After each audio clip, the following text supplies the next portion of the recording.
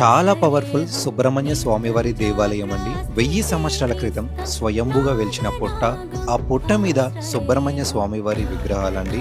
చాలా మంది ఈ ఆలయానికి సంతానం కలగాలి, వివాహం జరగాలి, మరీ ముఖ్యంగా ఆరోగ్యం బాగుండాలని చెప్పేసి ప్రతి మంగళవారం ఈ దేవాలయానికి వచ్చి వాళ్ళ గోత్రనామాల పైన స్వామివారికి పంచామృతాల అభిషేకాలు చేశారండి.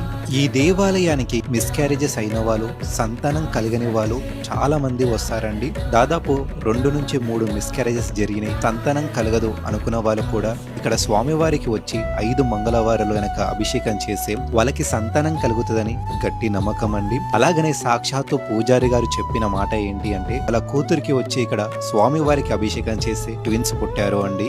ఇవి నేను చెప్పినే కాదండి, రాకోరి డైరీస్ అనే మన ఈ యూట్యూబ్ ఛానల్లో ఈ దేవాలయానికి సంబంధించిన ఫుల్ వీడియో ఉంది, తప్పకుండా చూడండి. ప్రతి ఒక్క భక్తులు చెప్పిన మాట, పూజారి గారు చెప్పిన మాట విని ఈ ఆలయానికి వెళ్ళండి.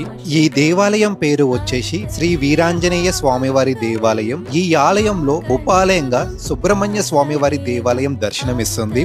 ఈ దేవాలయం ఎక్కడుంది అంటే మన తెలంగాణ హైదరాబాద్ చైతన్యపూరి హనుమాన్ నగర్ లో ఉంటుంది అండి. ల్యాండ్ మార్క్ వచ్చేసి మనము దిల్సుఖ్ నగర్ నుంచి చైతన్యపూరికి వెళ్లే రూట్ లో మనకి శ్రీ చైతన్య జూనియర్ కాలేజ్ కనిపిస్తుంది. బిల్డింగ్ పేరు వచ్చేసి అకాలా ప్లాజా. పక్కనే మనకి పోచమ్మ తల్లి టెంపుల్ ఉంటుంది. ఆ గల్లీ లోపలికి వెళ్తే మనకి ఈ దేవాలయం కనిపిస్తుంది. ఎవరికి అడిగినా చెప్తారు.